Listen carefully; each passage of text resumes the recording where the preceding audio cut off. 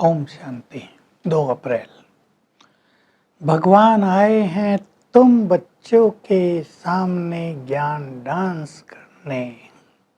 तुम अब ईश्वरीय गोद में बैठे हो। 2 युग तुम देवताओं की गोद में रहे, अब ईश्वरीय गोद में हो क्योंकि तुम ईश्वरीय औलाद बने हो। बहुत सुंदर शब्दों से बाबा शुरुआत कर रहे हैं। कहते हैं मैं ही ज्ञान का सागर हूँ। तुम बच्चे जब सर्विसेबल बन जाते हो, बहुत अच्छे ज्ञानी बन जाते हो, बाबा का काम करने लगते हो बहुत, और जब तुम बाप के सामने आते हो तो बाप की ज्ञान डांस बहुत अच्छी होती है। ज्ञान डांस का अर्थ है स्वयं भगवान आकर ज्ञान देते हैं। तो डांस जैसी होती है ना, सृष्टि के आदि मध्य अंत का ज्ञान सुनाते हैं।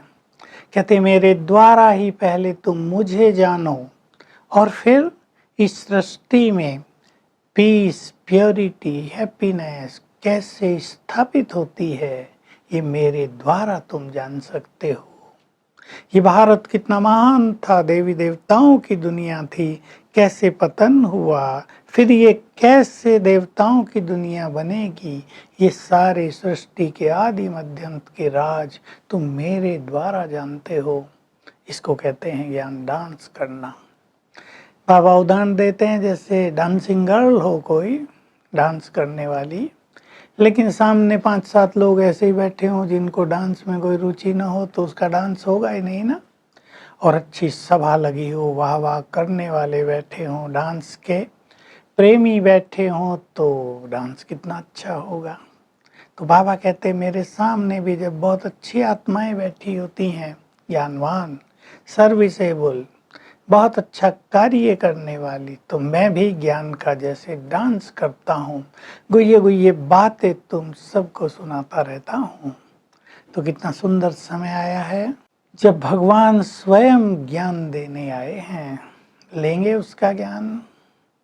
मनुष्यों से ज्ञान सुने, गुरुओं से ज्ञान सुने, पंडितों से कथाएं सुनी, लेकिन भगवान से संपूर्ण ज्ञान सुनना ये बहुत बड़ी बात है, बहुत बड़े भाग्य की निशानी है। क्योंकि जब वो स्वयं ज्ञान देंगे तो कुछ भी जानना शेष नहीं रहेगा। हम सब जानते हैं वेद पढ़ने के बाद, दर्शन, उपनिषद, गीता सब पढ़ने के बाद सत्य की खोज मिटती नहीं। जब भगवान स्वयं आके ज्ञान देते हैं तब सत्य की खोज समाप्त हो जाती है। यही उस परम सत्य का सबसे बड़ा प्रूफ होता है। बाबा कहते तुम ज्ञान भी सुनते हो लेकिन साथ में योग भी लगाते हो। मैं तुम्हें राजयोग सिखा रहा हूँ कि मेरे से बुद्धि योग कैसे लगाओ तो तुम स्वर्ग के मालिक बन जाओगे। श्री कृष्ण से प्रीत तो बहुतों ने रखी। स्वामी राम तीर्थ श्री कृष्ण के परम भक्त थे और बहुत भक्ति की तो साक्षात्कार हो गया। लेकिन साक्षात्कार से खुशी तो हुई बहुत, लेकिन आगे तो कुछ प्राप्ति नहीं हुई। बाबा कहते तुम केवल साक्षात्कार नहीं करते, तुम तो प्रैक्टिकल में वैसे ही बनते हो। तो तुम्हें योग भी बहुत अच्छा लगाना है और साथ साथ दिव्य और अलौकिक कर्म भी करने हैं। बहुत अच्छे शब्द बोले बाबा ने। गीता में भी ये है, हे अर्जुन मैं आकर दिव्य और अलौकिक कर्म करता हूँ। मेरे कर्म मनुष्यों जैसे नहीं होते, वो दिव्य और अलौकिक होते हैं। तो हमें भी बाबा कहते हैं तुम्हें भी दिव्य और अलौकिक कर्म करने, अर्थात जो कार्य मनुष्य नहीं कर सकते, जो पंडित विद्वान सन्यासी नहीं कर सकते, दूसरों को भगवान से मिलाना, आत्माओं को पावन कर देना, उनको सत्य राह दिखा देना, उन्हें मुक्ति जीवन मुक्ति का वरदान दे देना, दिला देना, ये सब कार्य दिव्य और अलौकिक हैं। तो बाबा ने आकर हमें बहुत अच्छी राहें दिखाई, रोशनी दी हैं और इनके द्वारा हम ये दिव्य अलौकिक कार्य करते हैं। तो हमें ये काम करने ही हैं, इसमें समय निकालना है। जितने ये बाबा के महान कार्य हम करते रहेंगे उतना ही हमारी अपनी भी उन्नति बहुत होगी, हमारा ज्ञान बहुत रिफाइन होता जाएगा, इससे हमें बहुत फायदे होंगे। अगर हम ये कार्य नहीं करेंगे तो व्यर्थ चलेगा, व्यर्थ बढ़ेगा और हमें कोई विशेष लाभ नहीं होगा। बाबा कह रहे हैं तुम्हें भविष्य का बहुत नशा होना चाहिए। तुम नर से नारायण, नारी से श्री लक्ष्मी बनने वाले हो। ब्रह्मा बाबा अपना उदाहरण दे रहे हैं, मैं भक्ति करता था, नारायण से बहुत प्यार करता था, उसकी मूर्ति को बहुत सजा के साफ सुथरी करके रखता था, बहुत ही प्यार था। तब ये नहीं पता था कि मैं ही नारायण बनूंगा।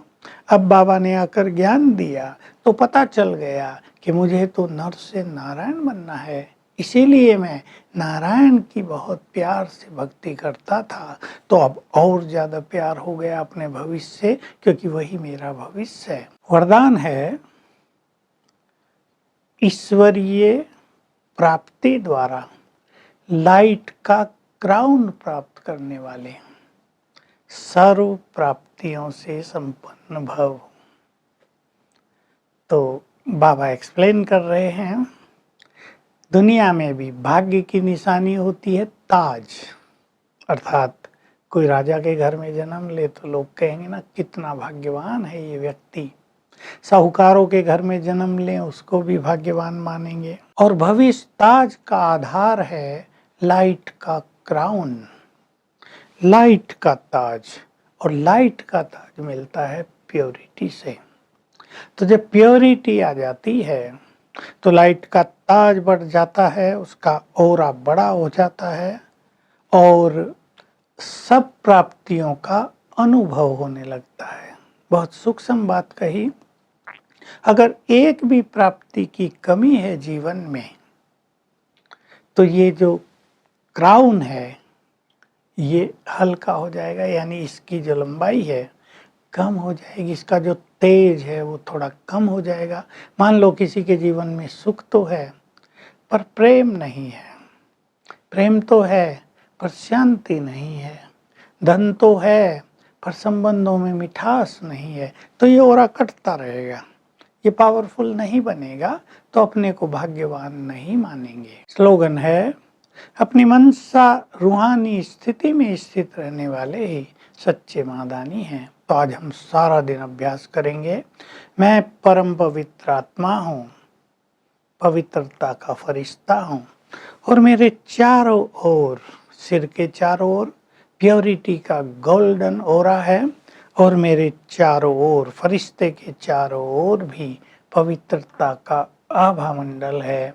आज सारा दिन हम ये अभ्यास करते रहेंगे, नशे में रहेंगे, मैं परम पवित्र हूँ, तो चारों ओर लाइट फैलती ही रहेगी।